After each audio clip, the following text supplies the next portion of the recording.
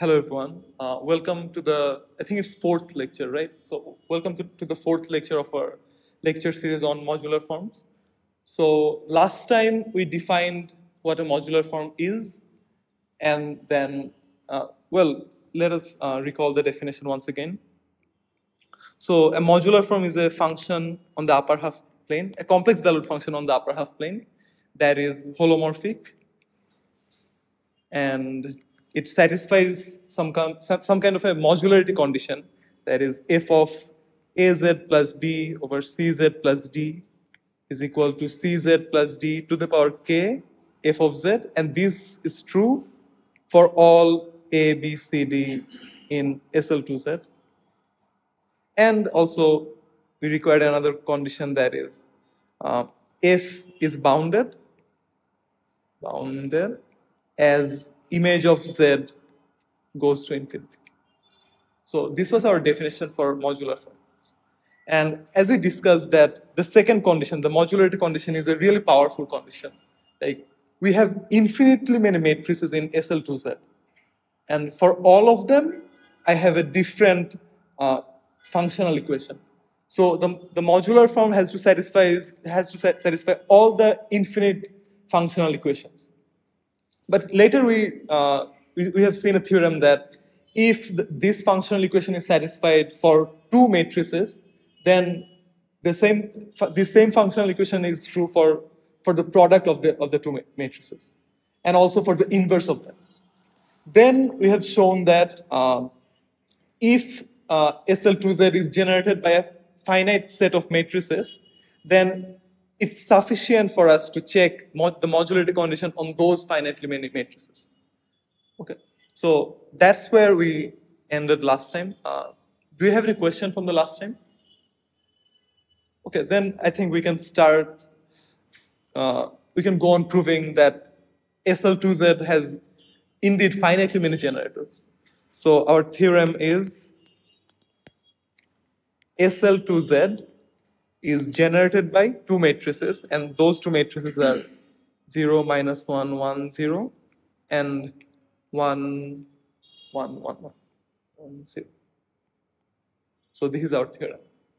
So we are going to prove that SL2Z is generated by these two matrices, and we shall call this matrix S and this T. Okay. So before proving this theorem, let us see what the powers of S and T look like. For instance, what is S squared? S squared is, let us compute this one. I think it's -1, 0, 0, -1, right? This is the negative of the identity. Then we have that S to the 4 is the identity matrix. Okay, and what are the powers of T? Let's say T squared is 1, 1, 1, 1, 1, that is 1, 2, 1. Yeah. And then, well, you can prove by induction that T to the N is given by this 1, 1, N, 0.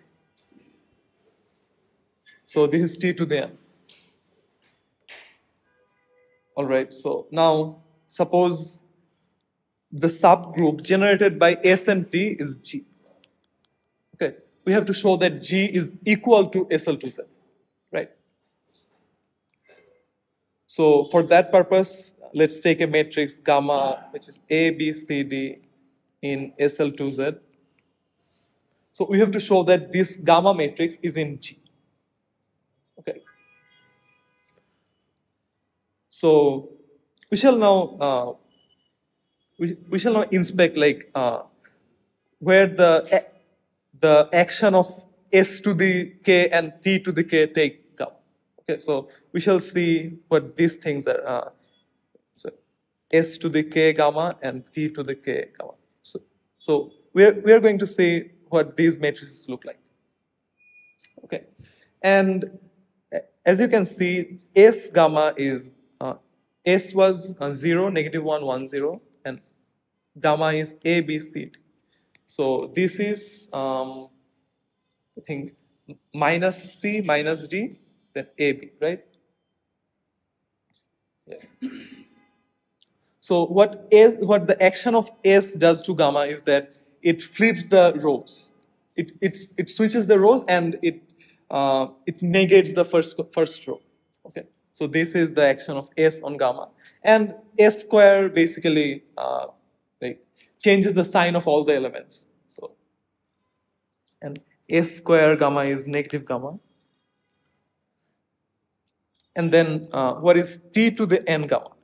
So T to the N is 1, N, 1, 0, and gamma is A, B, C, D. So T to the N gamma is basically A plus NC, B plus ND, and C, D. Okay. Now using these two equations, we shall perform some sort of a Euclidean division. So we are going to use Euclidean division algorithm to write gamma as a product of powers of S and T. Okay, so suppose so gamma is A, B, C, D, and if C is 0, so we have like multiple cases. So case 1 is C is 0, right? So if C is 0, then the product of A and D must be 1. Then both A and D are 1, or both A and D are negative 1, right? So if A equals to D equals to 1, then what is gamma? Then gamma is 1, B, 0. Does this look familiar? Yeah, this is precisely T to the power B. Okay. So if this happens, then gamma is in the group generated by S and T, right? So, and we need to show that gamma is in the group G that is generated by S and T, right? So if A and D both are 1, then we are basically done. And if both are negative 1, then gamma is negative 1, B, and this is basically negative identity of 1, 1 minus B, right? And what is negative identity? Negative identity is S squared, and this is T to the minus B. So we have proved that if C is 0, then gamma is in the group generated by S and T. Okay, so the case 1 is done. So now let us assume C is non-zero. Okay. Now, yeah, so let us write the matrix gamma again, A, B, C, D. And we can assume without loss of generality that the modulus of A, the absolute value of A is greater than or equal to the modulus of C. Why is that? Why can we assume this without losing any generality?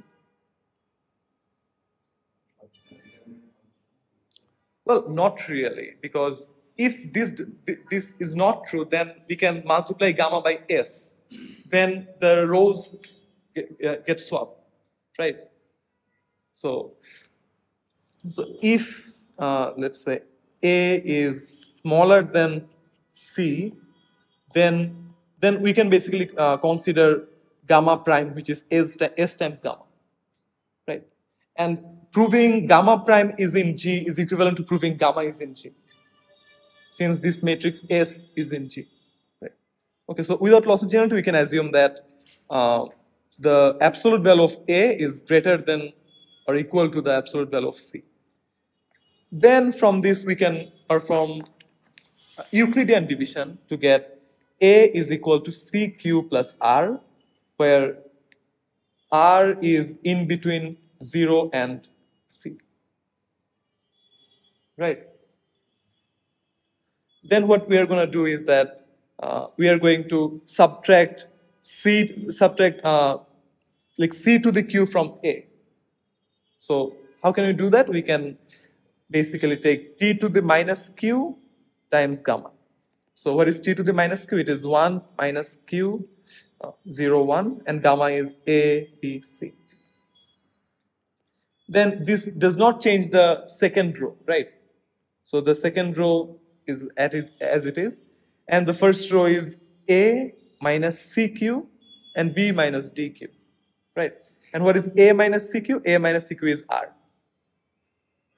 Then we have that this is R, and this is something we don't really care about, C, D. Okay. Now what happens is that the absolute value of this entry is smaller than the absolute value of this entry, right? So we can repeat this step again. We can multiply by S to get, so then multiply S to get negative C, negative D, R, and whatever this is, right? And now the absolute value of the upper left entry is bigger, right? So we can similarly perform an Euclidean division. Then negative C is equal to RQ prime plus R prime, right? Then what happens is that the absolute value of R prime, R prime is smaller than R, right? So then R prime is in between 0 to R, right?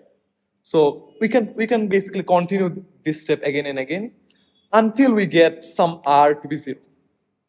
So since the sequence of R is a decreasing sequence, eventually we shall get R equals to 0. And when we get R equals to 0, then the matrix looks like something like this. Then we know that the product of these two entries must be 1. So they both must be 1 or negative 1. Then we get back to the situation we were in case 1, right? So eventually, after performing like finitely many steps like this, so we first multiply by t to the negative q, then multiply by s, right?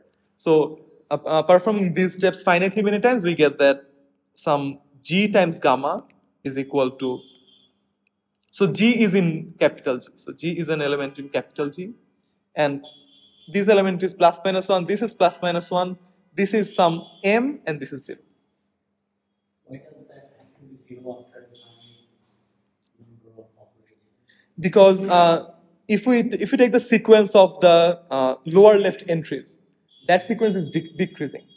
And by decreasing, I mean that the absolute value of the elements in that sequence is decreasing. So we must hit 0 at some point. Because a sequence of natural numbers cannot decrease forever. Right, exactly. So after some time, so this lower left entry must be 0. And then the matrix looks like this. So the diagonal elements are plus minus 1, and the off diagonal elements are 0 and m. And we know that this is either t to the m or negative t to the negative m, right? And we know that both of these matrices are in G, and small g is in G as well. Therefore, gamma is in G. So this proves that if we take any matrix in SL2Z, that matrix must be in the group generated by S and T. So this concludes our proof. This was some sort of an algebraic proof. So now we will see another proof of this theorem, and that proof is basically a geometric proof. So proof 2. So the key idea of this proof is that we are going to consider SL2Z's action on the upper half plane. So what was the group action? If we take a matrix ABCD in SL2Z, then that matrix acting on a complex number on the upper half plane gives us the complex number AZ plus B over CZ plus D. Okay. And suppose this matrix is gamma, And notice that this group action does not really distinguish gamma and negative gamma. So gamma of Z is exactly the same as negative gamma of Z. Okay. And we are going to consider a special case, that is G acting on H. And G is the group generated by S and T. Okay. So the key idea of this proof is that if we consider the orbit of an element, the orbit of a complex number on the upper half plane, or orbit under the group action of SL2Z. So the orbit of an element gets really clustered towards the x-axis. That is, if I take an element here, so the orbit is basically the collection of all the elements that are so that gets mapped to under the action of SL2Z. So if this is, let's say, Z, the orbit of Z is basically the collection of all the gamma Z, such that gamma is in our SL2Z. Okay. So the key idea is that the orbit of an element gets really clustered towards the x-axis, towards the real axis. So if we want to see a visual of this, let me pull up the visual. So this is the point I'm varying. So this yellow point is the point I'm varying.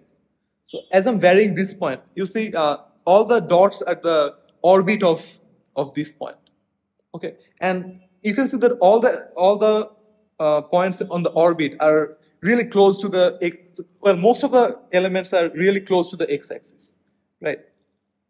So as I move, so most of the elements doesn't seem to be changing, but there are like very little change that we cannot really see here.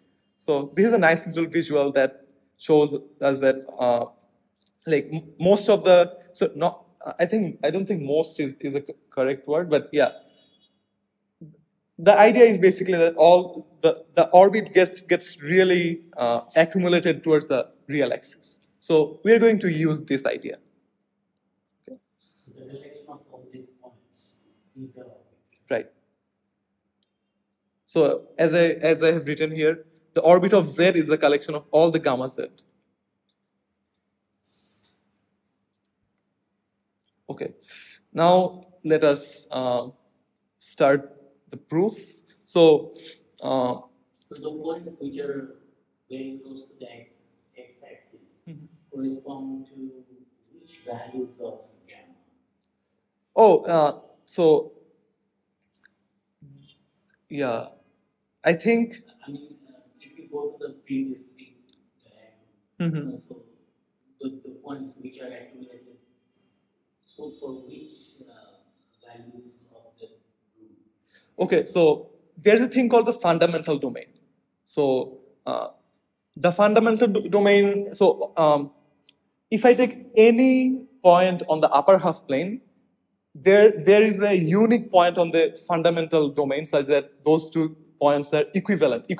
By equivalent, I mean that equivalent under the action of SL2Z. That is, there exists some matrix such that the action of that matrix takes this point to that one. So this action is intransitive. Yeah.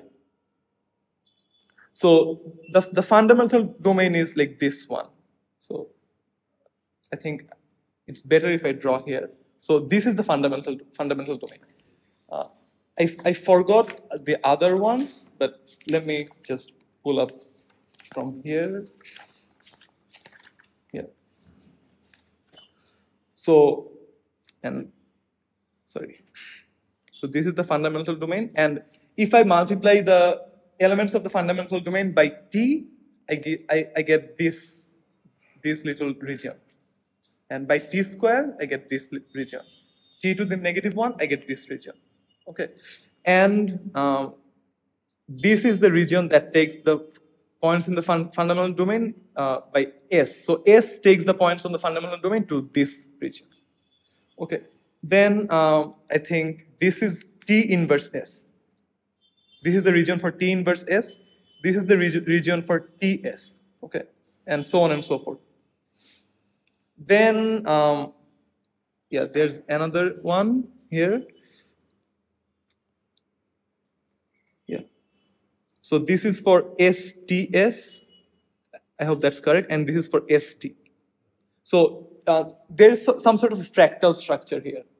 So yeah.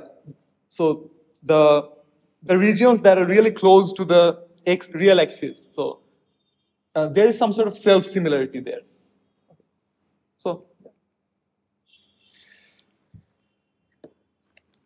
all right. Does that answer your question? Okay, thank you. Okay. So now let us start the proof. So for now, let's set tau equals to gamma of 2i. So what is gamma? Gamma is basically any matrix I've chosen from SL to Z. So I'm going to show that this gamma is in G. Okay. And let us take some matrix A, B, C, D from G. So G is again the group generated by S and T. Okay. Now, so, and this little element, I am calling it small g. Now, what is the imaginary part of G tau? So tau is gamma of 2i, and what is the imaginary part of G tau? In terms of imaginary part of tau. So I think we have seen it in one of the previous classes that imaginary part of AZ plus B over CZ plus D is equal to imaginary part of Z over CZ plus D mod square, right? Okay. So yeah, so then imaginary part of G tau is basically imaginary part of tau over C tau plus D mod square, right? Okay. And let's say tau is equals to x plus iy. Okay. Then what is C tau plus D mod square? When you're writing gamma of 2i, what do you use? So by gamma of 2i, I mean that gamma acting on 2i. So gamma is the matrix from SL to Z, and 2i is an element on the upper half plane, and that yeah.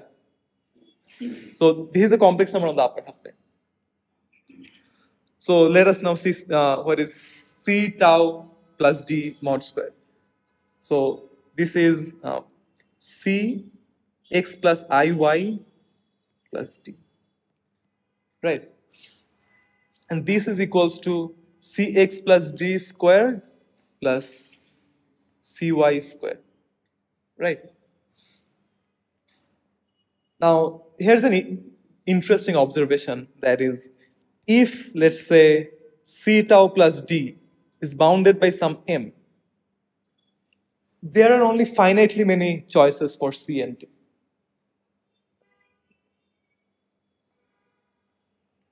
So I'm going to say that again. If C, I think I have to clarify something, that tau is fixed. We are varying only C and D. Okay. So if I have that C tau plus D is bounded by M, then there are only finitely many choices for C and D. Why is that? Because this is bound. So if this is true, we have that Cx plus D squared plus C square Y square is smaller than M square, right? Then we must have that C square Y square is smaller than M square. Since Y is fixed, I have only finitely many integer values for C. We have to keep in mind that C and D are integers. Okay. So, which one? Last line, it should be less or equal? No, this is strictly less than n squared. So, yeah. So if the modulus of C tau plus D is bounded by some number m, there are only finitely many choices for C and D. So since there are only finitely many elements, only finite limit C and D that are bounded by such that C tau plus D is bounded by M.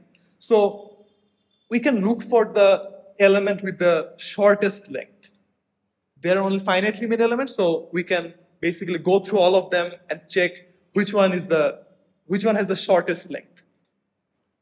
Okay. So therefore, there exists some G naught in G such that well, I think I have to write what G naught is. So G naught is, let's say, some A naught, B naught, C naught, D naught. So there is some G naught in G such that,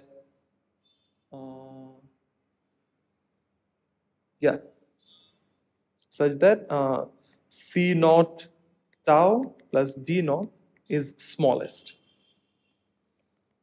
Okay. Is it clear to everyone? So if that is the smallest, then we can say that, well, what is image of G naught tau? Sorry, so the imaginary part of G naught tau. So the imaginary part of G naught tau is that the imaginary part of tau divided by C naught tau plus D naught mod square. This is the highest. So if the modulus of C naught tau plus D naught is the smallest one, then there exists some G naught. So then for that G naught, so imaginary part of G naught tau is the maximum one. Okay. All right. Yeah. And we have to again we have to keep in mind that this is highest among all the G in G. Okay. So that means imaginary part of G naught tau is greater than or equal to the imaginary part of G tau for all G in G. Okay. All right. Yeah. So in particular, so that is true for if we choose G equals to S times G naught. Right. So then what we get is that the imaginary part of S times G naught of tau is smaller or equal to the imaginary part of G naught tau.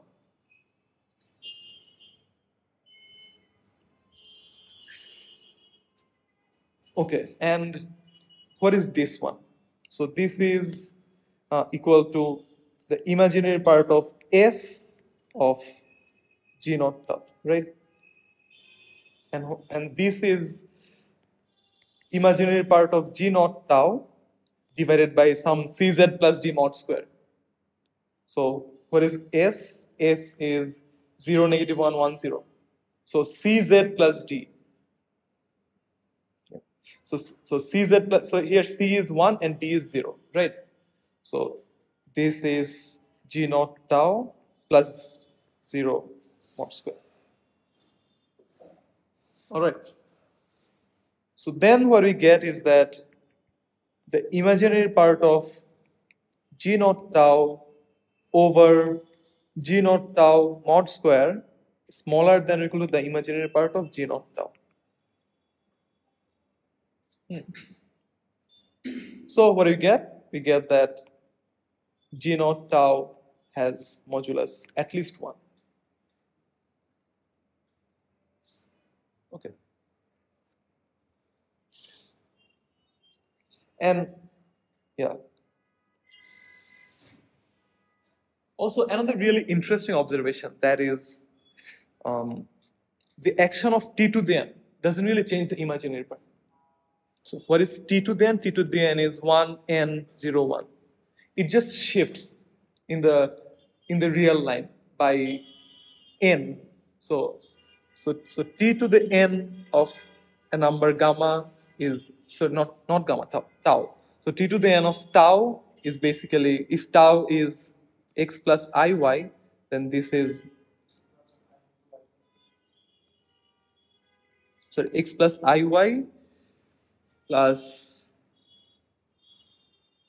so az plus b, n, right? So it doesn't really change the imaginary part.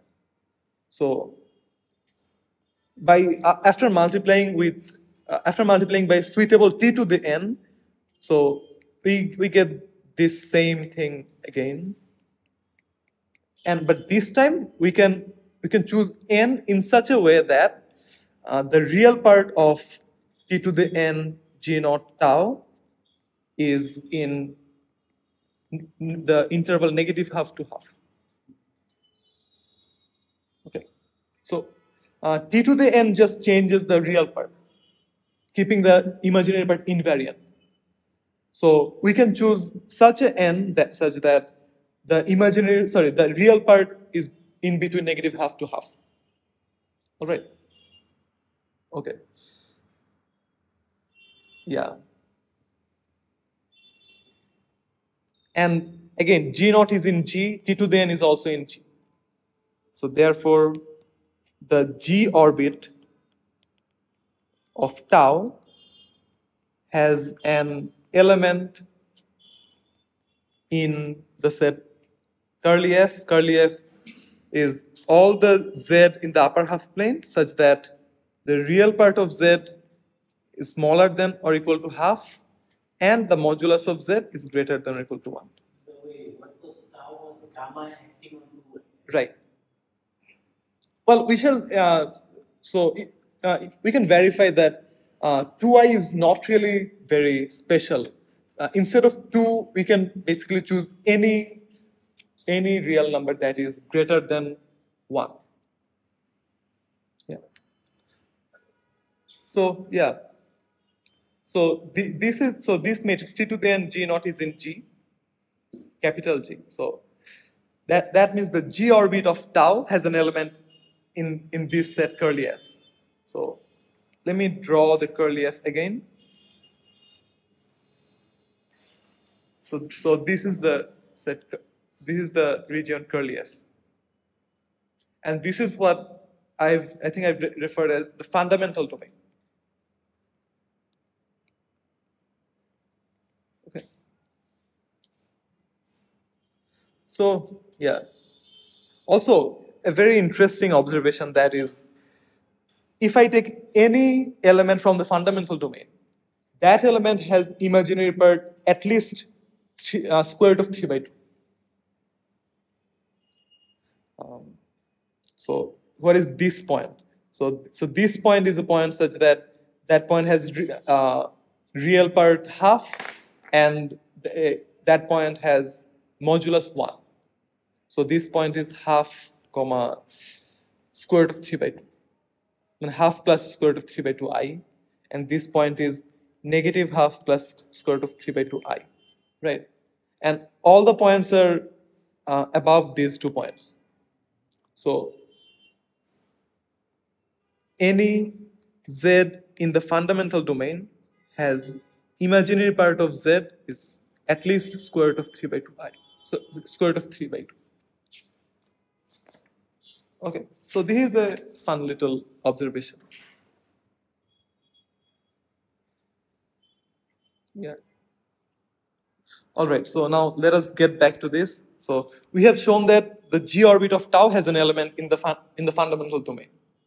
So that means so there exists some g in G such that g of gamma is in the fundamental domain. By g of gamma, I mean that where the action of G takes. Wait. No, G of tau. I'm extremely sorry. So the action of G takes tau to a complex number on the upper half plane, and we are calling that G of tau. So there exists G such that G of tau is in the fundamental domain. And what was tau? Tau was gamma of 2i, right? So that means G of gamma of 2i is in the fundamental domain. Now let us see the imaginary part of this element. I quickly want to ask, yeah. How was that shape confirmed from the equation? Oh, this shape from these two conditions? Okay. So we have that the real part of z is negative half to half, right? So yeah, and the absolute value of z is greater than or equal to 1. So I'll just draw the unit circle and then yeah. So this is not a very good drawing because yeah, I think a better drawing should be this. So this part is the fundamental. Okay.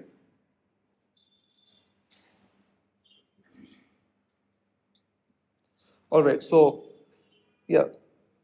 So we have seen that G gamma of 2I is in the fundamental domain. Okay. And well, let's say G gamma is A1, B1, C1, D1. All right. Then what is the imaginary part of this number? So for now, let's call this number Z. So the imaginary part of Z is basically the imaginary part of 2I divided by C1 times 2I plus D1 mod square. Right? And of course, we know that this is at least square root of 3 by 2, since this is in fundamental domain. Okay, and this is equal to the imaginary part of 2I is 2, and the mod square of this thing is, I think, 4C1 square plus D1 square. All right, yeah.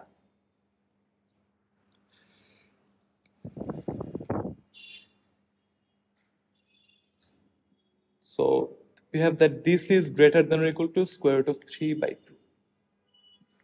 So if C is non-zero, then what we have is that 2 over 4C1 square plus D1 square, this is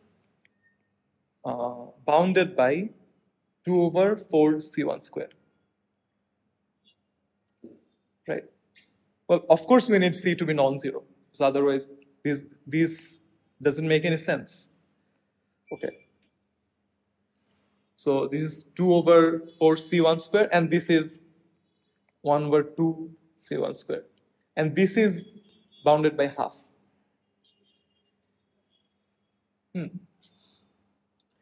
And of course, we know that half is smaller than square root of 3 by 2. So we have that 2 over 4C1 square plus D1 square smaller than square root of 3 by 2. So these and these are contradictory. Therefore, C cannot be non-zero. So C must be equal to 0. And yeah, by C I mean C1, sorry. This is C1. My bad. And G gamma is basically was A1, B1, C1, D1. This is an element in SL2Z because this is in SL2Z, this is in G. So this is in SL2Z and C1 is 0. That means this is plus minus 1, B1, 0. So that means this is in G. So G is in G, G gamma is in G. That means gamma is also in G. We're done. So yeah. Does anyone have any question about the proof? Well, the ideas of this proof are like, I'd say, not intuitive at all. Like, how do I know that I have to take exactly these things? Like, I have to take a G naught such that, well, where is it? Yeah. So how do I know that I have to take a G naught such that the imaginary part of G naught tau is the maximum? Where is it? Yeah. So how do I know that I have to take a G naught such that this is the highest one? So these ideas are not really. So yeah. I won't say these ideas are very natural or intuitive, but yeah. But all these pieces of the puzzle in the end fit together. Okay, sure, definitely. So I think it's better if I outline it here. So what did I do? First, I've taken an element in SL2Z. Okay. And I have taken a complex number gamma, sorry, tau, that is gamma of 2i. Okay. Then choose G naught in G such that imaginary part of G naught tau is highest. Okay, so this was the second step. The third step was that consider imaginary part of S G naught tau. And this gives us the equation, sorry, an inequality. So if we compare imaginary part of S G naught tau with imaginary part of G naught tau, so we get the equation inequality that G naught tau has modulus greater than or equal to 1. Okay. Then in the next step, multiply by a suitable t to the n such that the real part of t to the n G naught tau is smaller than half. This was the fourth step. And this basically implies that the G orbit of tau has an element in the fundamental domain. Okay. Then the next step was that we have established an inequality of imaginary part of the elements of the fundamental domain. So imaginary part of Z is at least square root of 3 by 2 for all Z in the fundamental domain. Okay. Yeah. Then consider imaginary part of G naught tau, imaginary part of, yeah, I have to say what is G.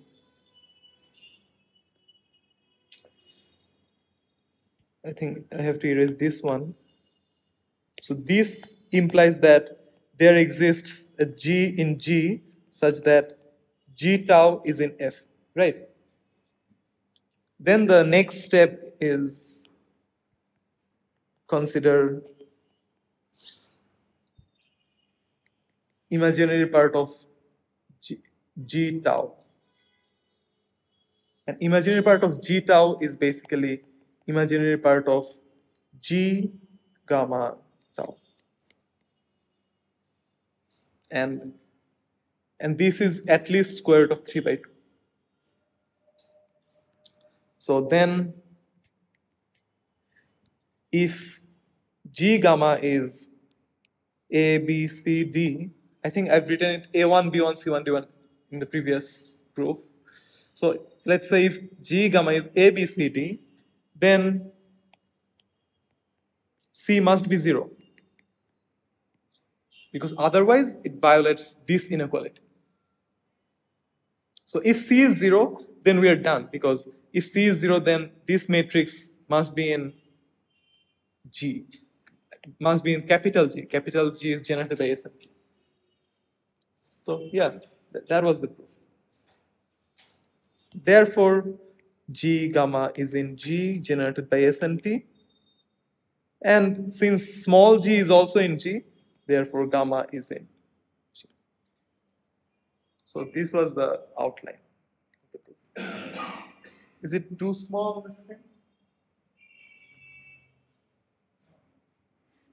Yeah. So the steps are seemingly unrelated that all fit together at the end.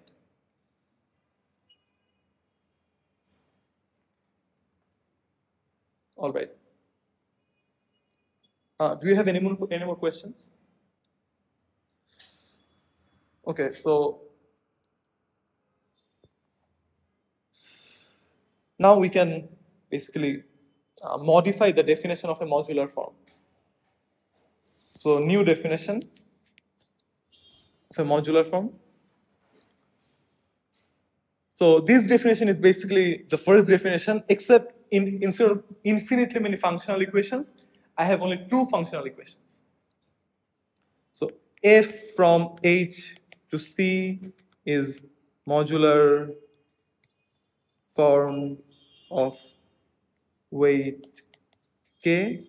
Of course, k is an integer. We have to prove that no modular form of negative integer weight exists.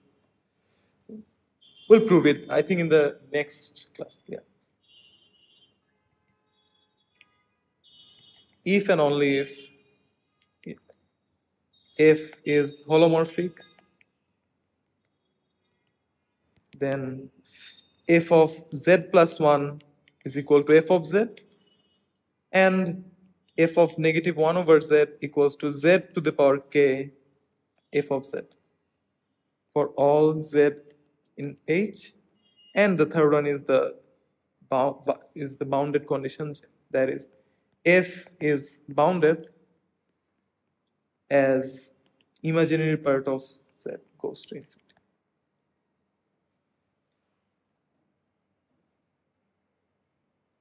So yeah, we basically boiled down infinitely many functional equations to just these two.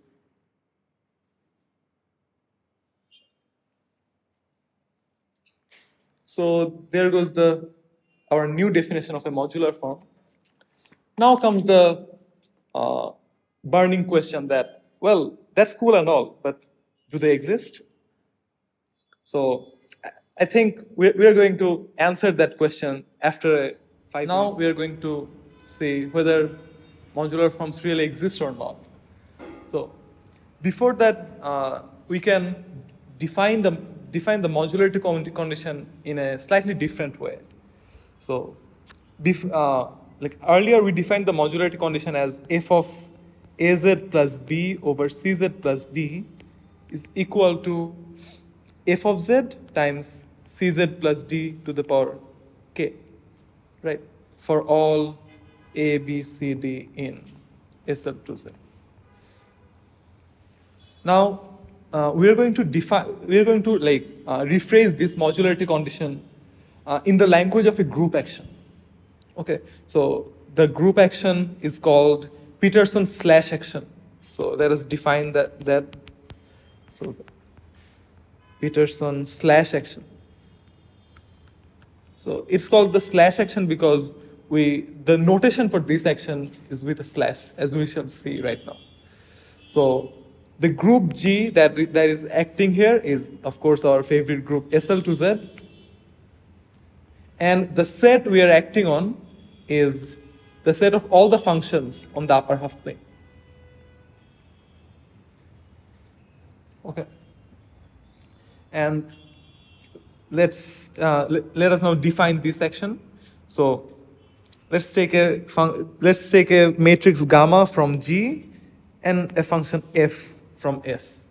So this is the action of gamma on f, and we shall write this as f slash k gamma.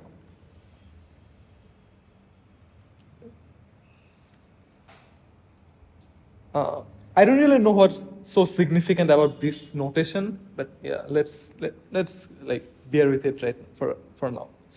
Okay, and this is supposed to be an element of S, right? So that means this is the function. This f slash k gamma. So this is the function. So we need to define this function for all complex number in the upper half plane. So let us define what this function is. F slash k gamma of z. This is defined as cz plus d to the power negative k f of az plus b by cz plus d, where gamma is equal to a, b, c.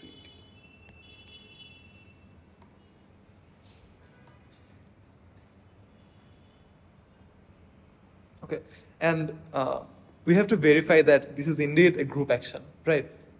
So if I choose gamma to be the identity matrix, then what do we have? If gamma is like the identity matrix, then this is Cz plus d to the power negative k is 1, right? Because C is 0, D is 1. So this is 1 and this is also Z. So if gamma is the identity matrix, then f slash k gamma of Z is equal to f of Z. That means f slash k gamma is equal to f. So this one is verified. Then we have to verify that, well, let's say gamma 1 and gamma 2. We have to verify that gamma 1 of gamma 2 f is equal to gamma 1 gamma 2 of f, right? Let us try to do that now. This should be a really tedious calculation. But yeah, let's do it. So let's say gamma 1 is A1, B1, C1, D1, and gamma 2 is A2, B2, C2, D2. Okay. Well, I think in order to, like, while verifying that this is a group action, I don't think the slash notation is convenient. I think the earlier notation is convenient for verifying that. Because I have to write slash k all the time. All right, so then gamma 1, gamma 2, what is this? This is A1, A2 plus B1, C2, right? This is A1, B2 plus B1, D2. This is C1, A2 plus B1, C2, C1, B2 plus D1, D2. Is that correct? Yeah, I think so. Then gamma 1, gamma 2 acting on f. This is a function, of course. So what is f of z? F of z must be cz plus d to the power minus k. So c1 a2 plus d1 c2 z plus c1 b2 plus d1 d2 to the power minus k times f of, well, that's gamma 1, gamma 2 z, right? So when I write this, I mean this is basically gamma 1, gamma 2 acting on z. And this group action is as we defined earlier. Okay. And, right. Yeah, and how can I copy this thing? Well, where is it? This?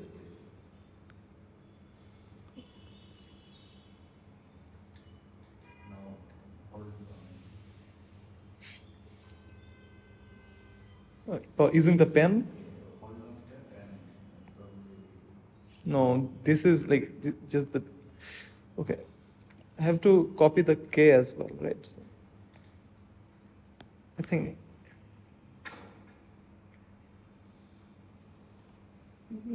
where's the copy option? Yeah, right there. How can I paste it here? Here. Nice, thanks.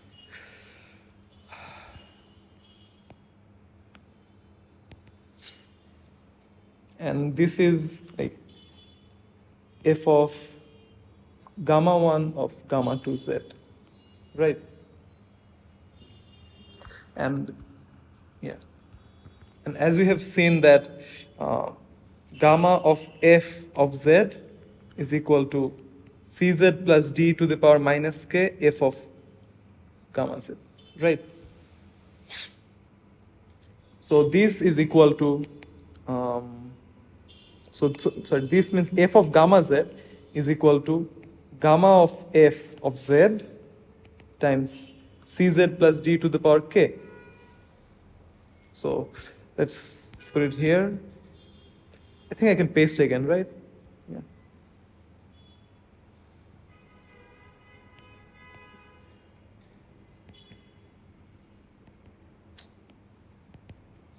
and this is gamma 1 of f of gamma 2z.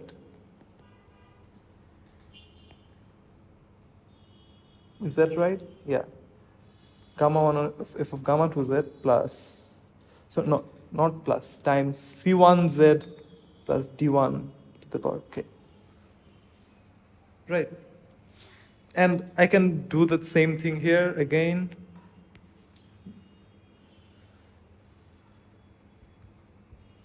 Oh, I just need to like touch once.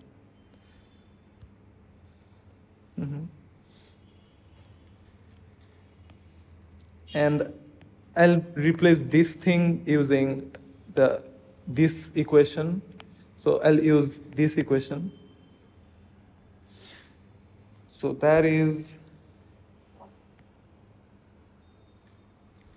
did I make a mistake here?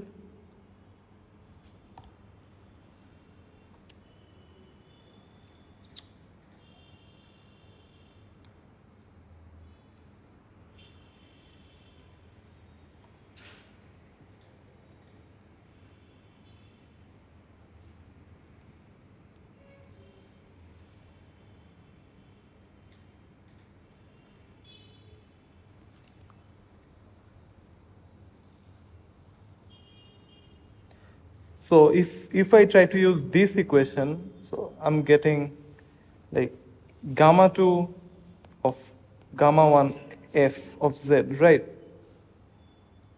But I need gamma 1 of gamma 2.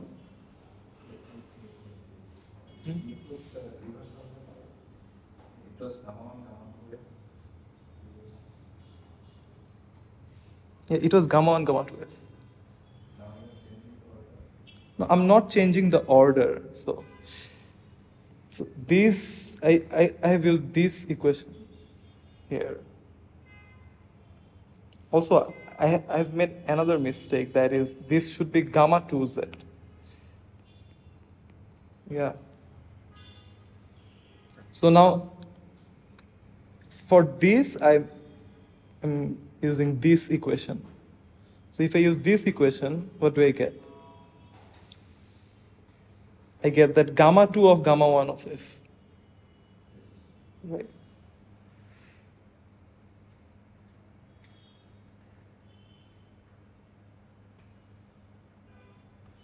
Yeah, but I need to show that gamma 1, gamma 2 of f is equal to gamma 1 of gamma 2f, right? Yeah, I think let's do it this way. So gamma 1 of gamma 2f, this is the function, this acting on z is equal to, so I'm basically like computing this and verifying that this is indeed equal to this. For this to write the last equation, Yeah. I think you have to write the formula for whatever you have inside first, gamma 2f. Yeah. Write the action on gamma 2f first. Yeah, I think that's where I made a mistake. Well, let me try again. So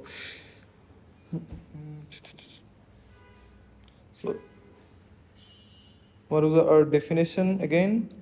So let us write the definition here. So gamma f of z is equal to cz plus d to the power minus k f of gamma z.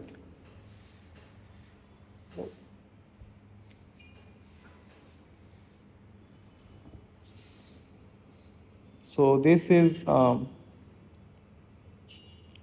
c1z plus d1 to the power minus k gamma 2f of gamma 1z. Right. And then this is c1z plus d1 to the minus k.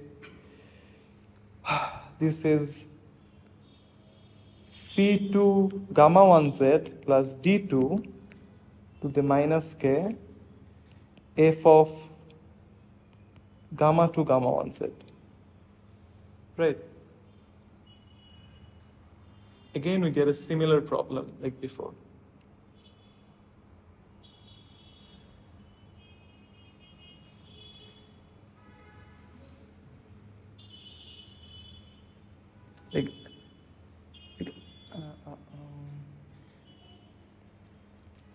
and gamma 1, gamma 2 f of z, this is equal to like whatever C and D for this matrix here, Cz plus D to the minus k, f of gamma 1, gamma 2 z. So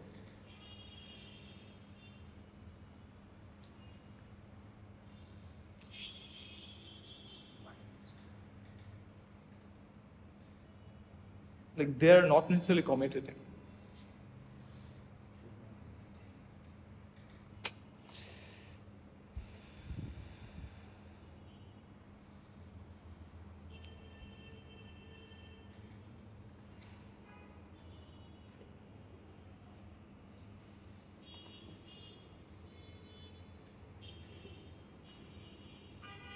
So this is one of the conditions of group action, right? The property of a group action. Yeah, a property of a group action is that gamma 1, gamma 2 f is equal to gamma 1 acting on gamma 2 f.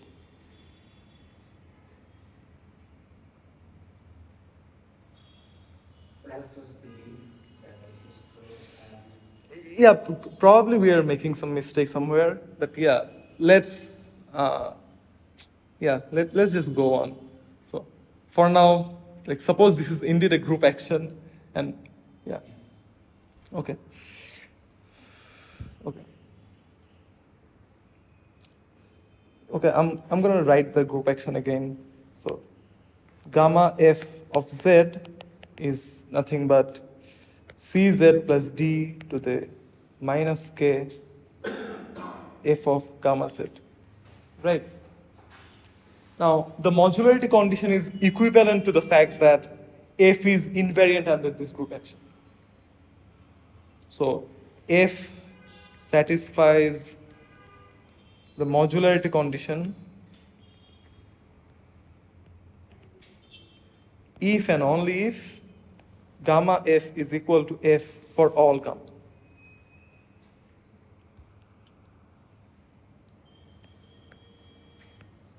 So is this clear to everyone?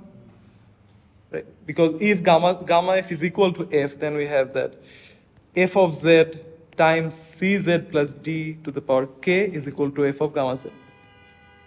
Right? And in the other direction as well. All right. So therefore, we can say that the modular forms are the invariant elements under this group action. That and the functions we are looking for have to satisfy some holomorphicity condition and a boundedness condition. Okay. So we have to basically look for some invariant elements under this group action. Okay. Invariant, I mean, a number, complex number. No. Here my set is the set of all the functions on the upper half plane, right? So I have to seek for all the functions that are the same, like no matter which element of SL2Z I act on it. Okay. So that's what I've written here. Now, so suppose a group G is acting on some set X, okay? Now, let's say X has some sort of addition defined on it. So, X has addition defined on it. And the action of G, in some sense, respects this addition. This addition. So what do I mean by that? By this I mean that the action of G and this addition are distributive. That is, G acting on, so small g is an element of capital G. So G acting on x1 plus x2 is equal to G acting on x1 plus G acting on x2. So this is our assumption. So if these assumptions are true, then we can generate an invariant element under this group action. And that invariant element is this. We choose some x in capital X And then I'll take y. Y is the sum of all the elements in the orbit of x. Okay. And my claim is that y is an invariant element under this group action. Like, of course, we are ignoring all the convergence issues. So we are living in a dream world where there's no convergence issues for now. Okay. So we have to basically verify that y is an invariant element under this group action. So how can we verify this? So let's say some g prime x on y. Okay. That means g prime x on the summation of g dot x. Since this group action is distributive over the sum on x, we have that this is equal to sum of g prime times g acting on x. Right? As g varies over capital G, and if we choose any g prime, so this also varies over the whole G as well. So in other words, I mean that the coset g prime G and G are the same. Right? So therefore, this is equal to the sum of all the Gx. So again, since there is no convergence issues, so we can we can switch the terms of summation. So there's no rearrangement issues since there's no convergence issues. But yeah, when we come back to reality from this dream world, we shall be verifying these rearrangement issues and all the convergence issues. What is that addition in the set X? Well, sorry. X, so the plus is basically like just any binary operation on X. So we are not specifying which binary operation it is. Whatever you assume, is the operation associative? Yeah. So yeah, we can assume that the operation is associative because if the operation is non-associative, then defining this summation is really difficult. In fact, one can argue that if the addition is non-associative, then we can't really define this addition. Because there are multiple choices, and multiple choices lead to multiple different options for the sum. So this was a description of the dream world. Now let's come back to reality. Do they also Yeah. for that second group, like G prime acting on Y is invariant? Yeah, so yeah, we need commutativity as well. So that's why I've written. Yeah, all the good properties. Now, reality. So in reality, our set X is the set of all the functions on the upper half plane. Do we have an addition here? Of course, we have an addition here, and this is associative and commutative as well, right? And our group G acts on this set X. Now, is the group action distributive over the addition? So let's see. Addition is like adding function. Yeah. To function. So basically, f1 plus f2 is a function that is defined as pointwise addition.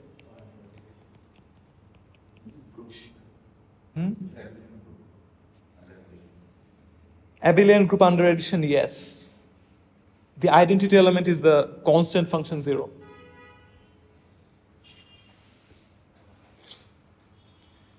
Okay, and well, we have to verify that the group action is distributive over the sum.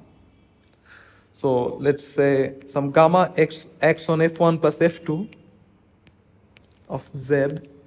So this is the function. So this x on z is basically cz plus d to the minus k f1 plus f2 of gamma z. Is that right? Then I can expand this sum as cz plus d to the minus k f1 of gamma z plus f2 of gamma z.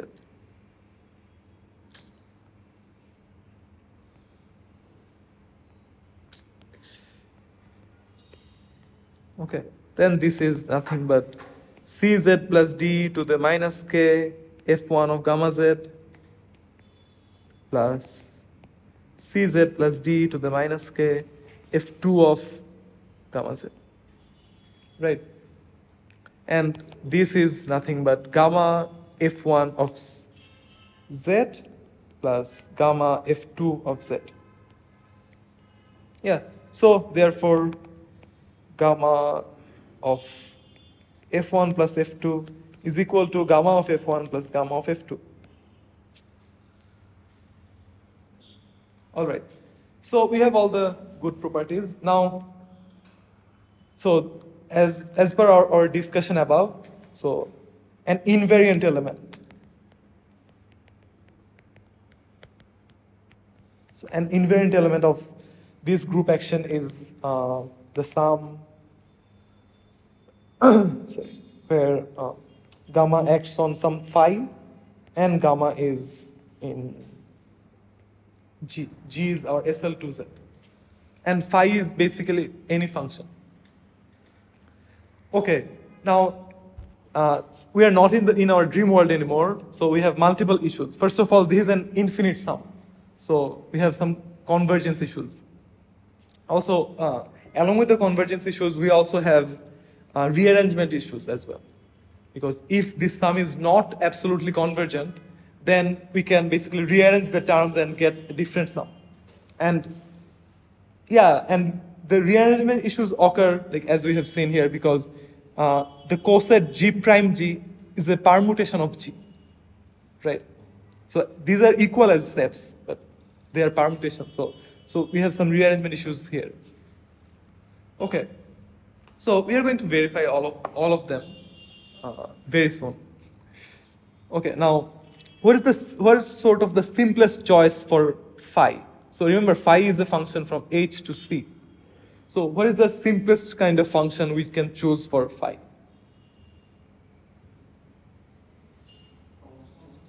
Yeah, so constant function is sort of the simplest or one of the most natural choices, right? And choosing a constant function is basically equivalent to choosing the constant function 1, because we can basically scale the constant function. So let us choose phi of z equals to 1. So that one. Then our invariant element is, let's call the invariant element f. So if f is the invariant element, then f is equal to the sum of gamma acting on 1. So I'm calling the 1 the constant function that maps everything to 1. Okay. Well, now what's this thing? Gamma 1 of z. This is again Cz plus d to the minus k times 1 of z, which is 1. So f of z is equal to the sum of Cz plus d to the minus k, where gamma is in G.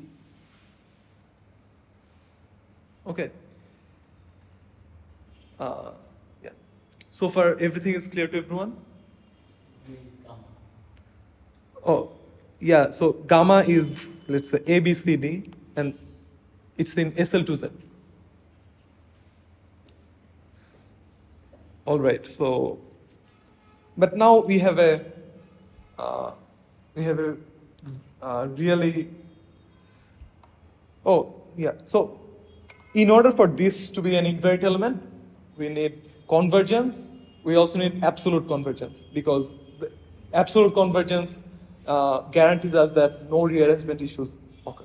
Okay. But the problem is this is not a convergent sum. How can we see that? Well, if I just take these matrices, 1, n, 0, 1. All of these matrices contribute 1 to this sum. So there are infinitely many copies of 1. And just those infinitely many copies of 1 give us a divergent sum. So that's the problem. And also, like, that this is an interesting thing, that we are assuming k is even, because last time we proved that no modular forms of odd weight exist except the constant function 0. Okay, so we can assume that k is even. So 1 n 0 1 basically t to the n and plus minus, so basically plus minus t to the n contribute the same thing in this term. Okay, so let us take the subgroup H that is plus minus t to the n, where n is in Z. So all the elements in H contribute 1 in this sum. Okay, but the thing is, the problem doesn't really end there. So we have another problem. And that problem is, like, let's say I have A, B, C, D, and let's say I multiply it by some element of H. That is 1, n, 0, 1. What are the lower two entries of this? Let's carry the plus minus sign. C and D, and these are something we don't really care about for now. Okay. So, gamma contributes Cz plus D to the negative k in the sum. So does T to the n gamma. Right. So that means any element in this coset. So all the elements in this coset contribute the same term in the sum. So yeah, so we have a lot of convergence issues to care about, right? So how can we fix these convergence issues? Any ideas?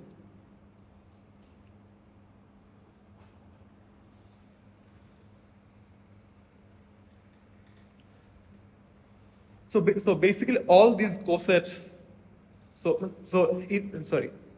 if I take any element from this coset, so that coset contributes like Cz plus D to the power negative k, right? So what we can do is that we can take exactly one element from each of the cosets. That is our idea to avoid the convergence issues. Okay. And this is a right coset, right? Yeah, this is a right coset. And this is the collection of all the right cosets of H in G. So this is the collection of all the right cosets. And what we are going to do is that we are going to define the sum as f of z is equal to the sum of Cz plus D to the negative k. But this time, I'm taking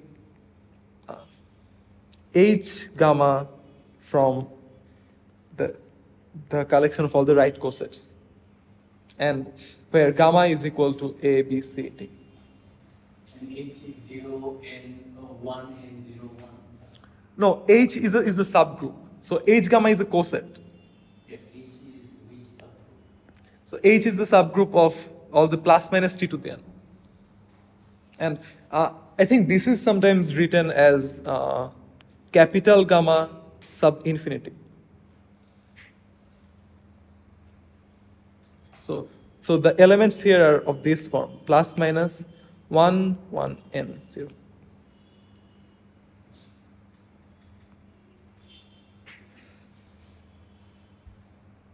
Yeah, so this is our new definition of f. So instead of choosing all the gamma, we are choosing exactly one gamma from each of the cosets. Okay. Now, does that solve our convergence problem? Probably it does, but we have to prove it. Okay, and another really interesting thing is that this sum here is equal to this sum.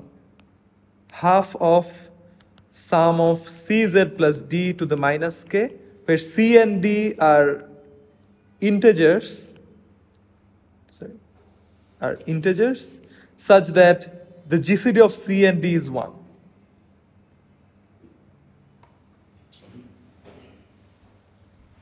Well, this is my claim that this is equal to this. Okay, but how can you prove this? let's say if A, B, C, D is a matrix in SL2Z, then what do we have? AD minus BC is equal to 1, right? By Bezout's theorem, we can say that the GCD of C and D is 1. So Bezout's theorem basically say that if M and N are two integers, then there exists some other integer x and some other integer y such that mx plus ny is equal to the GCD of M and N. Right. So, yeah, so all the terms CZ plus D, yeah, so all of these come from a matrix ABCD, and ABCD has the GCD of C and D to be 1, right? But where is this factor half coming from?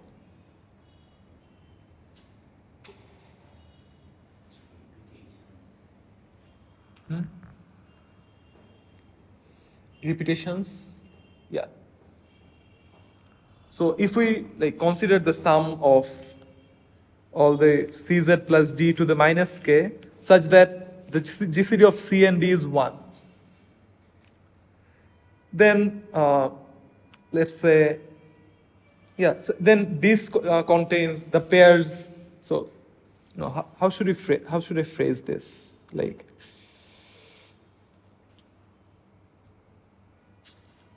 Yeah. So the GCD of C, and if the GCD of C and D is 1, then so is the GCD of negative C and negative D, right? But since A, B, C, D and minus A, minus B, minus C, minus D, they belong to the same coset. Since they belong to the same coset, we cannot really take both of them. We can take exactly one of them. So that is why, and also these two pairs contribute the same term in the sum. So we can take exactly one of them, and since we have a twofold repetition, so we have to consider a factor of half. So this is equal to the sum of CZ plus D to the minus K, and this time, yeah, this is like the previous one, H gamma is from H mod G. Okay.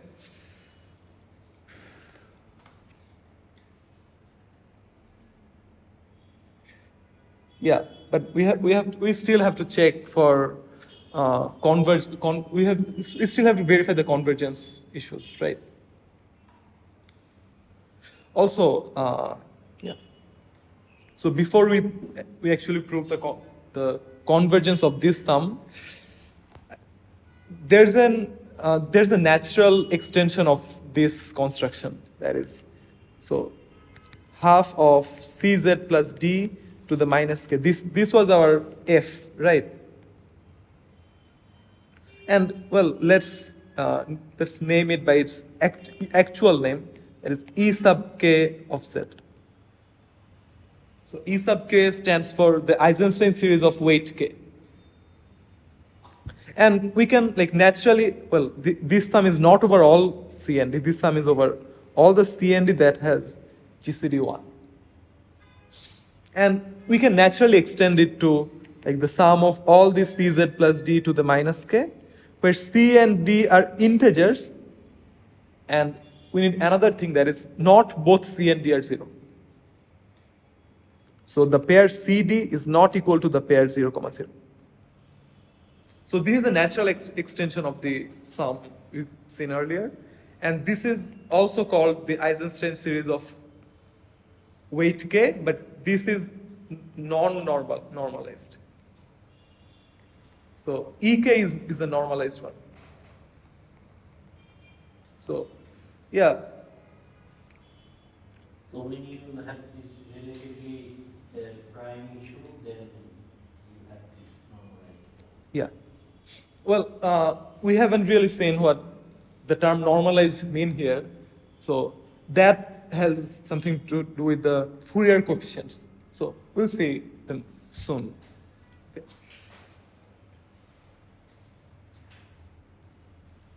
All right, so, yeah. So since GK is an extension of EK, so if we just prove the absolute convergence of GK, then it's sufficient for us, right? Because all the terms in EK are in GK as well. Okay. Now we have a proposition.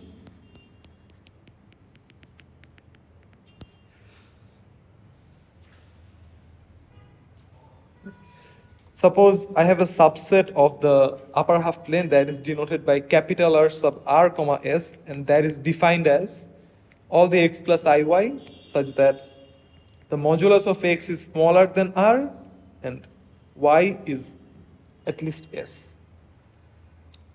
So this is basically a region like this. Okay. This is negative R, this is, sorry.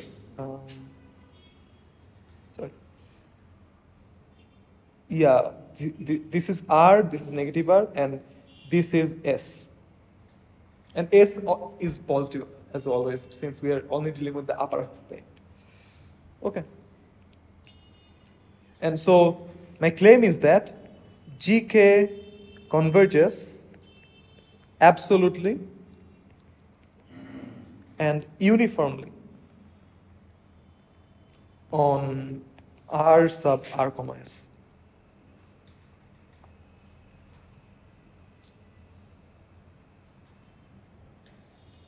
It is basically nice modular forms, Right. which have this invariance property. Yeah. Well, I think we have to be careful a little bit because where is it? Yeah. So we know that this is an invariant element under the group action, provided that this sum converges. But we have deleted some terms from this series. So we have to verify that after deleting those terms, the remaining part also is an invariant element. We have to verify that. Okay. You mean that if the invariance property is lost under deletion of Yeah. it So was not verified. yeah, we have to verify that, of course.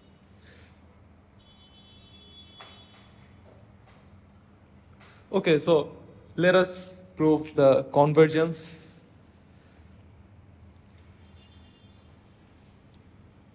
Yeah, also here we need the pair C comma D is not 0 comma 0 because the 0 to the power negative k is not defined since k is a positive integer we are considering. If k is a positive integer, that is not defined. Okay, let's try to prove it.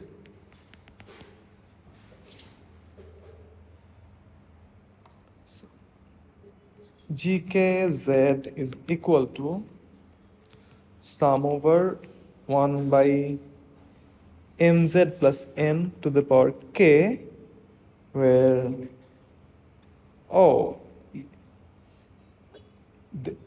there's a small side note here. This is for k greater than or equal to 4. I forgot to mention this.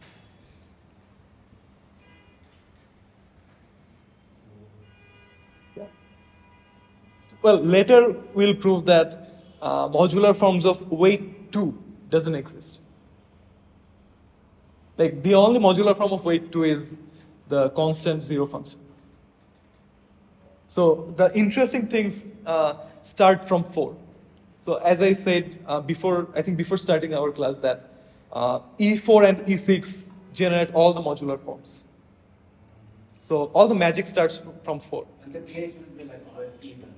Yeah, since we proved that, We could yeah. write 2k also.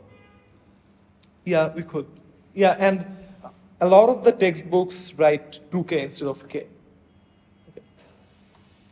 But the thing is, while we proved that the only modular form of odd weight is the 0 function, we used this matrix, right?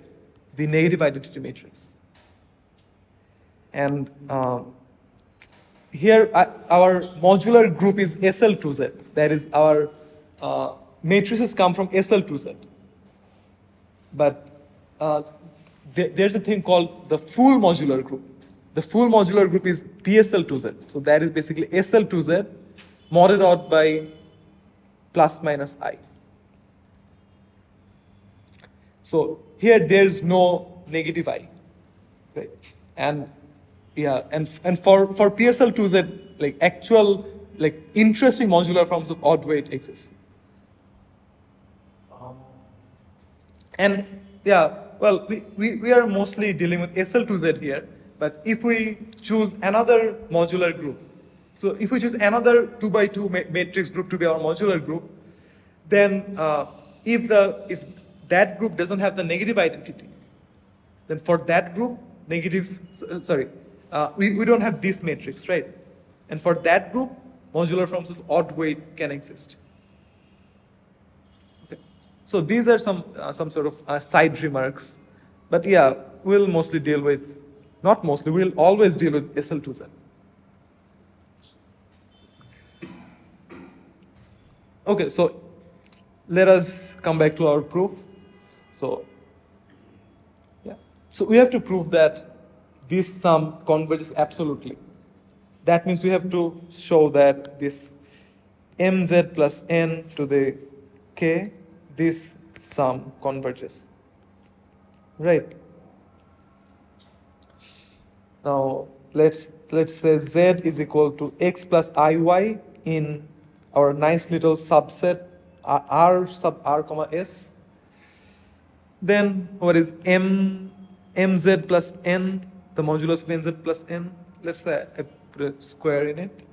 So this is m x plus iy plus n mod square, right? This is equal to mx plus n square plus m square s square. Sorry, m square y square, I mean.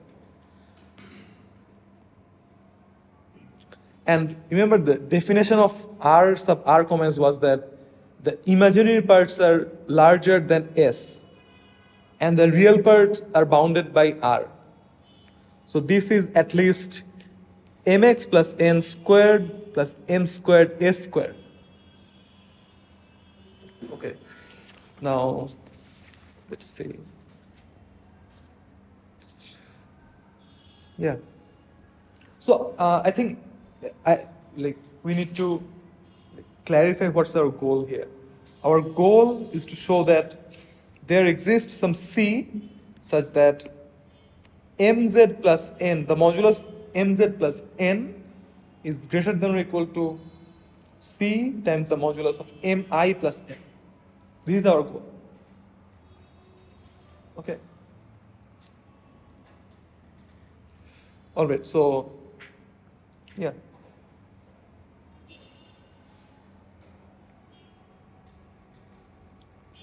Now, let's see.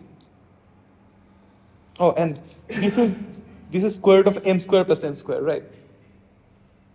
Okay. Now, yeah. So mz plus n mod square is greater than or equal to, as I've written here, mx plus n whole square plus m squared s squared, right? If n is smaller than 2r times m, well, we'll see like how this is relevant to us. So if this happens, we'll write this, that mz plus n mod square is greater than or equal to m squared s squared. Well, this is obviously true because this term is non-negative. Mx plus n squared whole squared term is non-negative. This is always true. So we can write it as m squared s squared by 2 plus m squared s squared by 2. Well, yeah. Now what we're going to do is that we'll use use this condition. That is, this means that the m squared is at least n squared by 4r squared, right? So I'll keep one of the terms the same and then this m square will be replaced by this term. So n squared a squared by 8r squared. Is that right?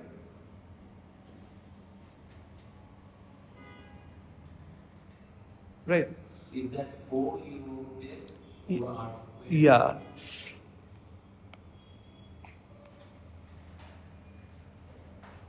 All right. And now, yeah, this is at least, we have m squared plus n squared, and I can take the minimum of these two, a squared by 2 and a squared by 8r squared.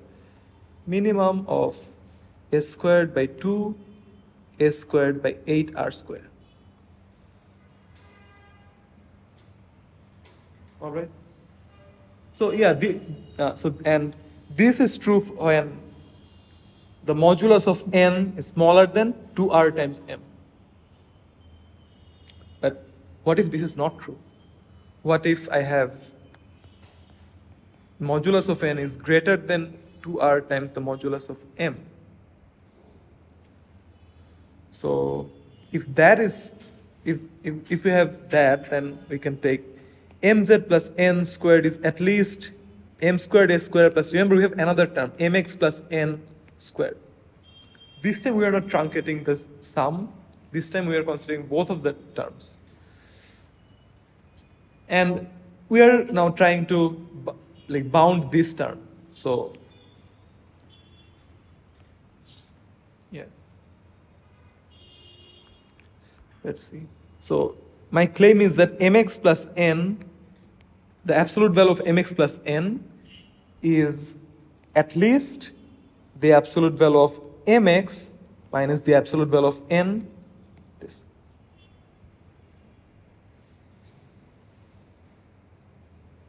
Okay, this is basically the reverse triangle inequality. Then if I plug it in here, I get that mz plus n mod square is at least mx minus n squared plus m squared s squared. S, this is. All right? Okay.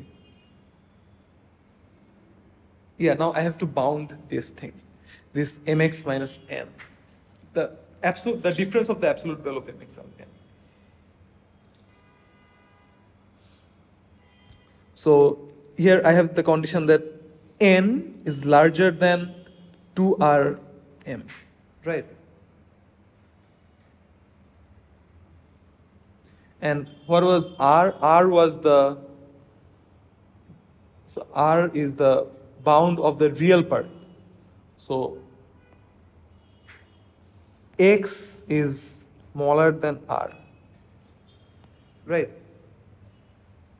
So that means this is larger than or equal to 2mx. Is that right? Yeah, I think so.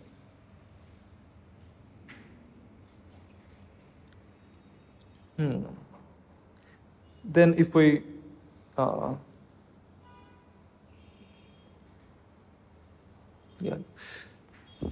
then if we subtract this, subtract 2n from here, I get that 2mx minus n is smaller than or equal to negative. This is small n, so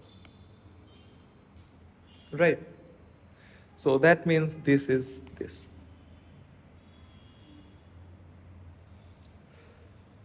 Also, since n is larger than 2rm,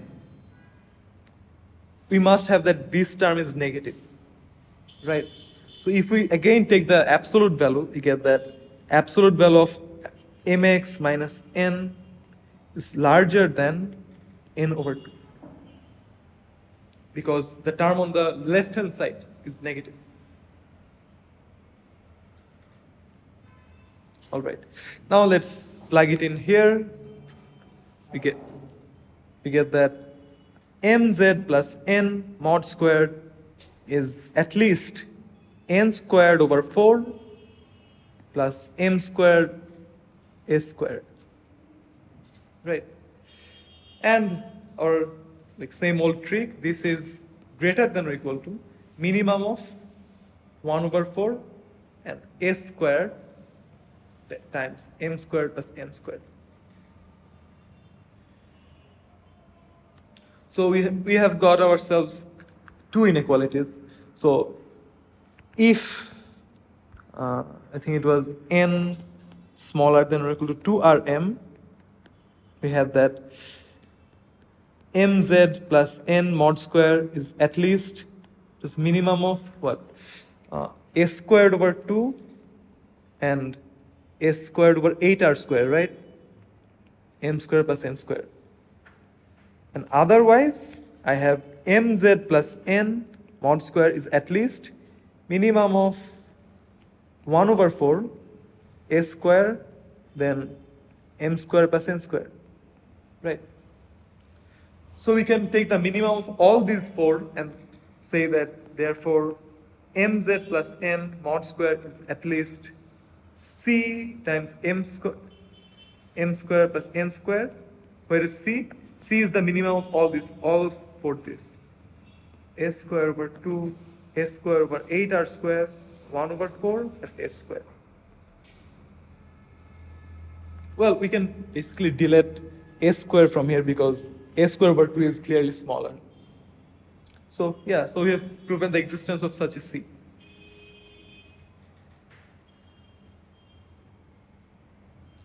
Now, how does it help us? Let's see. So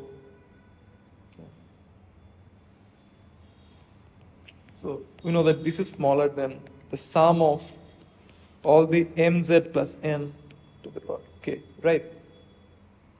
And mz plus, the modulus of mz plus n is at least c times this. So therefore we have that. We can take the c to the power minus k in front. So we get 1 over c to the k, sum of 1 over m squared plus n squared to the power k over 2. And this is the sum over all the m and n, where m and n are not both of them are 0. Okay. All right. Now, we have to evaluate this sum. So how can we evaluate this sum? Let's see.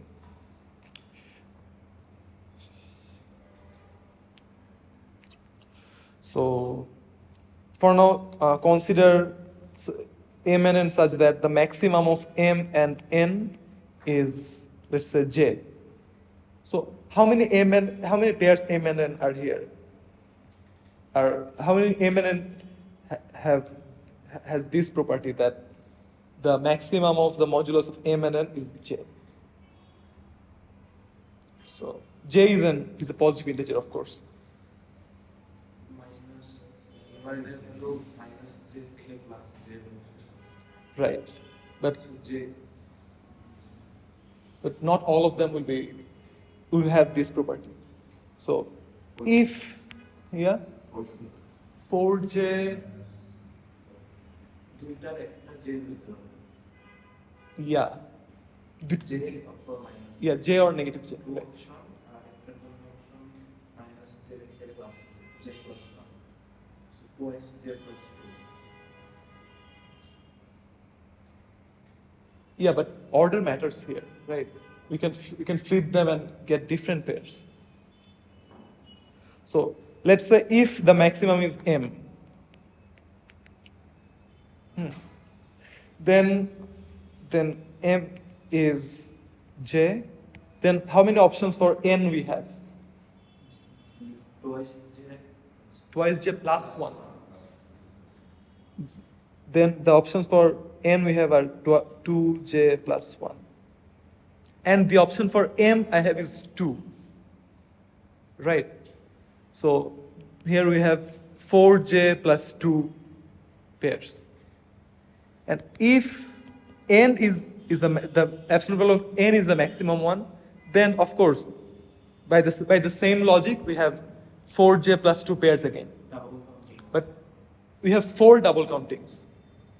The pairs where both of them has absolute value j. right? So that 4 are our double counting. So therefore I have 8j values, right? And also for these pairs, we must have that j squared smaller than or equal to m squared plus n squared, and that is smaller than or equal to 2j squared, right? Because the maximum of m and n is j or negative j. So yeah, so this inequality is true. Now, what is this sum? Sum of m squared plus n squared to the power k by 2, right? This is equal to sum over from j equals to 1 to infinity, and this is sum over all the m and n. So it's really difficult to write a long text in the index of the sum. Maximum of m and n is equal to j.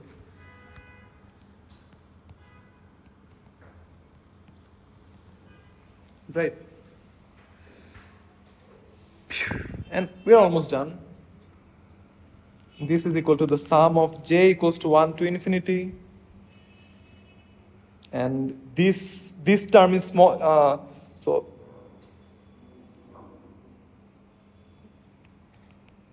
1 over m squared plus n squared is smaller than 1 over j squared, right? So this term is smaller than 1 over 1 over j squared to the power k by 2, so we have j to the power k, right? And we have 8j such pairs times 8j. All right. Now let's plug it in here. So gkz is bounded by 1 over c to the k, then times 8 sum of 1 by j to the k minus 1. J runs from 1 to infinity. Now we can see that k cannot be 2, right? If k is 2, this sum diverges. So for 4 and higher values, this sum converges, and so this is finite for k greater than 2. Also, the value of this sum, the value of this sum, the sum that bounds gkz is does not depend on z. So this is independent of z. So the fact that this is finite proves the absolute convergence, and the fact that this is independent of z proves the uniform convergence. So yeah, we have proved the absolute and uniform convergence of gkz. Yeah, this proof was basically a like an analysis exercise. But yeah, we've done it. Okay, is the proof clear to everyone? Like we've basically done analysis. Okay. So we have proved that gkz converges. That's one thing. Also, it converges uniformly. Therefore, what can we conclude from here?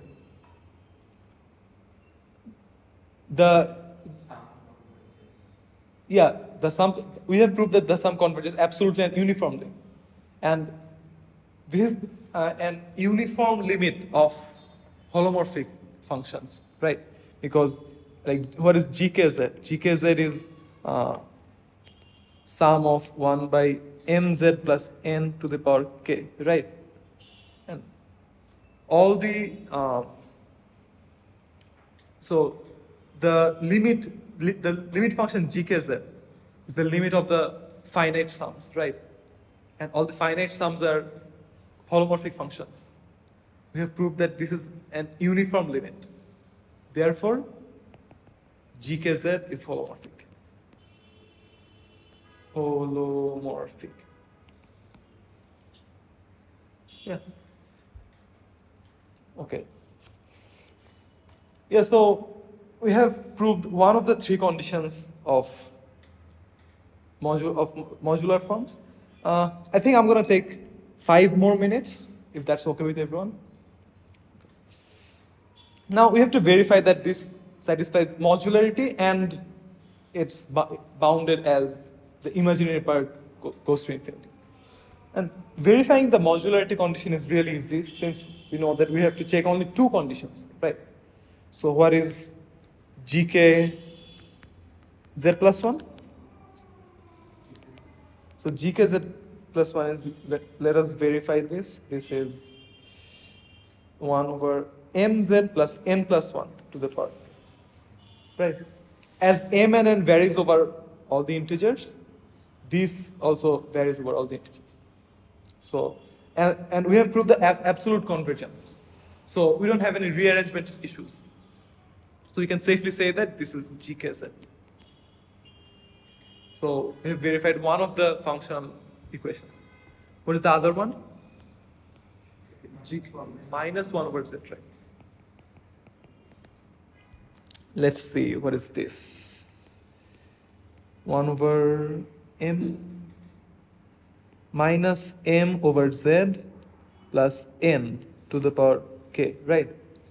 If I multiply both of the sides by z to the k, I get that sum of z to the k nz minus m to the k. This sum is over m and n. So we can take the z to the k in front. Z to the k sum of 1 over nz minus m to the k. As m and n varies over all the integers, nz minus m. Yeah, so this is basically, so this sum is basically gkz, right? Also, we can say this because we have proved the absolute convergence. Because if we don't have absolute convergence, then we don't have so if we don't have absolute convergence, we can basically rearrange the terms and get a difference on every time. That's not the case here. So, yeah. So we have proved that gkz is a modular form of weight k. Well, not quite. We have to verify the boundedness condition as well. So let's see what is, yeah, it's a gk of iy. Okay, so we have to verify that the limit of gk of iy as y tends to infinity is finite, right? And this is limit as y tends to infinity sum of 1 by mz plus n to the k. This sum converges uniformly, so we can change limit and summation. Summation of, I'm not writing the whole summation of m and over m and n, but yeah, I guess you understand. Oh, yeah, this z is actually iy. Sorry. Limit y goes to infinity, 1 over miy plus n to the k. So in this limit, like if m is non-zero, then as y goes to infinity, miy plus n also goes to infinity. Then if I raise that to the power k, that limit is also infinity. So we have 1 over something. That means in this limit, only the terms with m equals to 0 will survive. All the other terms will go to 0. So this is equal to the sum of 1 over n to the k, where n is basically negative infinity to infinity, any integer. And what is this? This is 2 times zeta of k. And this is bounded, as we know. Therefore, finally, we have an example of a modular form. So, yeah, I have an exercise for all of you.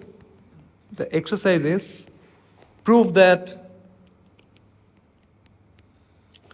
gkz is equal to 2 times zeta of k times ekz.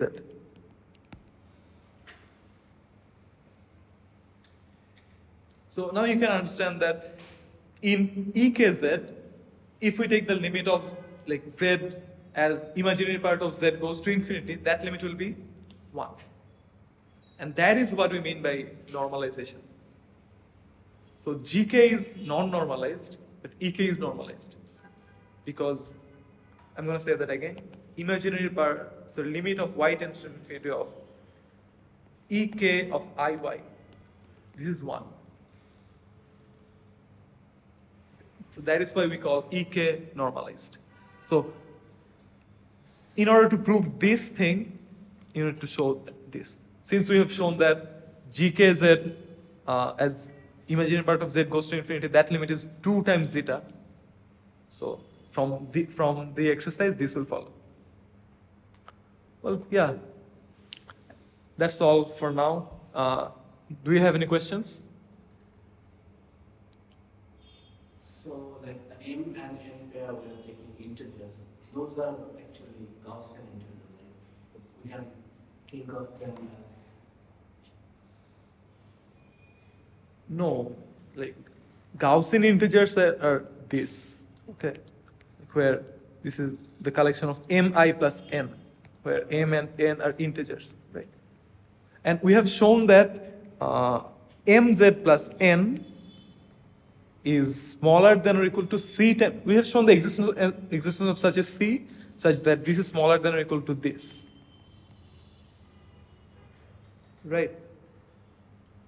So yeah. So m and n are not Gaussian integers. But yeah, I can see how, I can see why you are asking this, because yeah, we have a modulus of a Gaussian integer appearing in this inequality. So yeah. Yeah, today's class was a very long one.